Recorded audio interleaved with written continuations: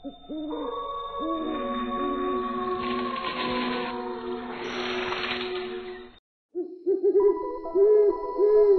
रात का वक्त था। रात का काला अंधेरा चारों ओर फैला हुआ था। सब तरफ अजीब सी हवाओं का शोर था। विधि उस सुनसान मैदान पर बेतहाशा भागी चली जा रही थी। अचानक उसका शरीर किसी से टकराया और विधि के पैर लड़खड़ा गए। वह जमीन पर गिर गई और बुरी तरह से हाँफने लगी। भागते भागते उसकी हालत खराब हो चुकी थी। कुछ देर तक तो वो यूं ही जमीन पर पड़ी हुई हाँफती रही। फिर बड़ी हिम्मत करके वो उठी। उसे अचानक याद आया कि उसका शरीर किसी से टकराया था। जैसे ही उसकी नजर सामने टकराने वाले शरीर पर गई, वो चीख पड़ी। उसके सामने एक मुर्दा खड़ा हुआ था जिसका चेहरा बुरी तरह से जला हुआ था। उसके पूरे शरीर का मांस कहीं कहीं से गायब था। उसकी हड्डियां बाहर निकल रही थी। उसे देखकर विधि की आंखों के सामने अंधेरा छा गया। वह जमीन पर गिर पड़ी और वहीं पर बेहोश हो गई। वहीं दूसरी ओर महेश ने जब सामने देखा तो उसके सामने बिरजू खड़ा हुआ था। उसे घूर रहा था। इस वक्त बिरजू का चेहरा जली हुई चमड़ी जैसा था। उसकी आंखें अंदर की ओर घुसी हुई थी। उसके हाथ कंकाल हो चुके थे। देखते ही देखते बिरजू ने महेश को पकड़ लिया और अपने दांत महेश के शरीर में गाड़ दिए। कुछ ही पलों में महेश मृत अवस्था में जमीन पर गिर गया। ये देखकर राजू की चीख निकल गई।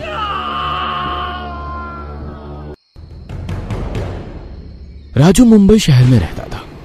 उसका प्रॉपर्टी डीलिंग का काम था। उसके घर में उसकी पत्नी विधि और बेटी निधि थी। आज राजू बहुत खुश था क्योंकि उसे एक बहुत सस्ती कीमत पर पास ही के इलाके में एक जमीन मिल गई थी। उस जमीन से राजू को करोड़ों का फायदा होने वाला था। वह खुशी खुशी अपने घर पहुंचा। घर पहुंचकर उसने देखा कि उसकी पत्नी के साथ उसकी 22 वर्षीय साली नताशा भी खड़ी हुई थी। आज मैंने एक जमीन खरीदी है और वो जमीन मुझे बहुत ही सस्ते दामों में मिल गई है। ये तो बहुत खुशी की बात है। हाँ, उस जमीन पर घर भी बना है। हम लोग आज रात ही वहाँ जाने के लिए निकल रहे हैं। मैंने महेश से बात कर ली है। वो कल अग्रवाल साहब को लेकर वहीं आएगा। अग्रवाल साहब उस जमीन पर बिल्डिंग बनाना चाहते हैं। वैसे जमीन तुमने किस जगह खरीदी है? कुर्ला रोड। कुर्ला रोड का नाम सुनते ही विधि और नताशा के चेहरे उतर गए। कुर्ला रोड के आसपास तो अक्सर लोगों के गायब होने की खबरें आती रहती हैं। वो तो एक शमशान घाट है और वो शमशान घाट शापित है। ऐसी बातें सिर्फ किस्से और कहानियों में अच्छी लगती है। तुम पैकिंग कर लो, नताशा भी हमारे साथ ही चलेगी। आज रात डिनर हम उस घर पर ही करेंगे। ना चाहते हुए भी विधि ने पैकिंग की। 4 घंटे बाद राजू की फैमिली कुर्ला रोड के पास बने हुए घर पर पहुंच गए। वह घर भी शमशान घाट की जमीन पर ही बना हुआ था। विधि ने देखा कि उस घर के चारों तरफ कोई भी घर नहीं बना था। वहां पर एक अजीब सी मनहूसियत छाई हुई थी। रात हो चुकी थी। तुम सब क्या बाहर ही खड़े रहोगे? राजू, तुम्हें क्या हो गया है? तुम्हें इस इलाके की मनहूसियत दिखाई नहीं देती?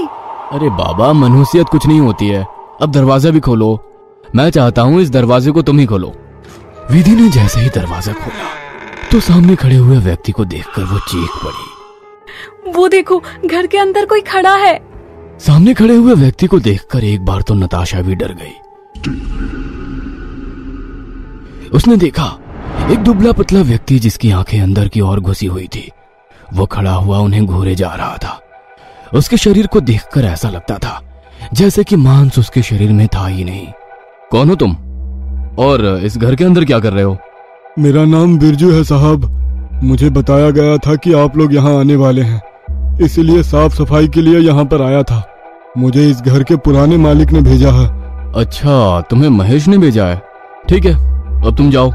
अगर आपको किसी भी चीज की जरूरत पड़े तो आप मुझे बुला लेना साहब। हाँ ठीक है, अब तुम जाओ। राजू के कहने पर बिरजू वहां से चुपचाप चला गया। नताशा, विधि और उसकी बेटी निधि बिरजू को देखकर बेहद डर गई थी। रात का खाना खाकर सब लोग सो गए, लेकिन विधि की आंखों से नींद कोसों दूर थी। वह जब से ही यहाँ पर आई थी उसे बड़ा अजीब सा महसूस हो रहा था। अचानक विधि को घुटन सी महसूस होने लगी। वह ठंडी हवा खाने के लिए कुछ देर के लिए बाहर की तरफ गई, मगर बाहर का मंजर देखकर उसके रोंगटे खड़े हो गए। उसने देखा 4 व्यक्ति जिनकी आंखें ही नहीं थी। उनके शरीर पर खाल की जगह जली हुई चमड़ी थी। विधि ने वहां से भागने की कोशिश की, मगर उसे ऐसा महसूस हुआ जैसे कि उसके पैरों को किसी ने जकड़ लिया हो। देखते ही देखते वो चारों लोग विधि के पास आकर खड़े हो गए और अजीब से अंदाज में हंसने लगे।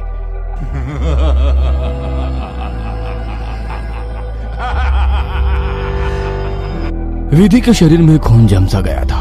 वह चीखना चाह रही थी मगर चाहकर भी चीख नहीं पा रही थी।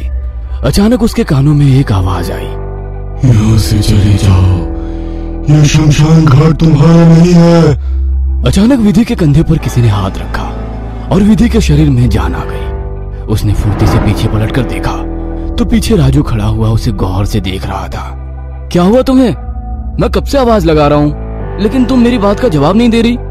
यहाँ से चलो राजू, मैं तुम्हें बता नहीं सकती मैंने अभी क्या देखा। क्या देखा तुमने?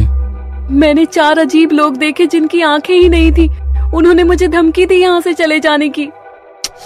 तुमने इस जगह के बारे में पहले से ही अजीब अजीब अफवाहें सुन रखी है, उसी का ही असर है। तुम सो जाओ विधि।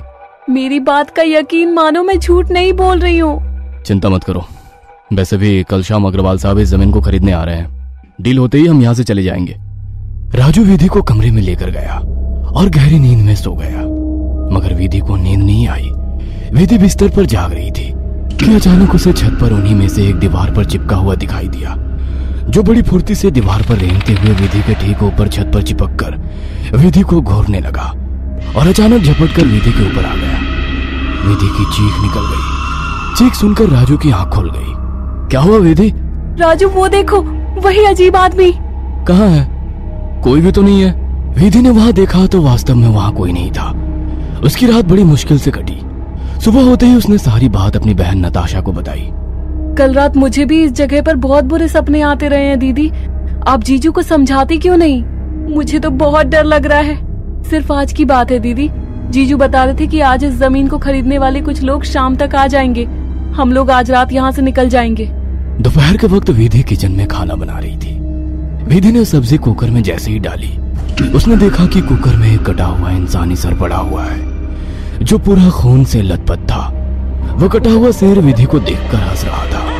विधि बुरी तरह से चीखने लगी। चीख सुनते ही राजू दौड़ा दौड़ा आया। अब क्या हुआ?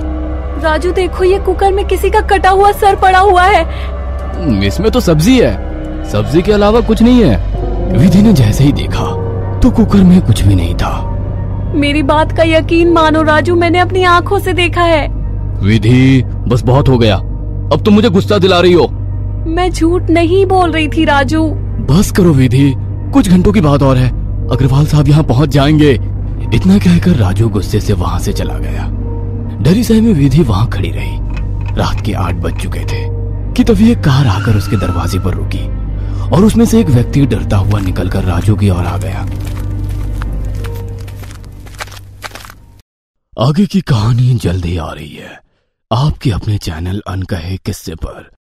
देखने के लिए हमारे चैनल को सब्सक्राइब करें और जुड़े रहिए हमारे साथ।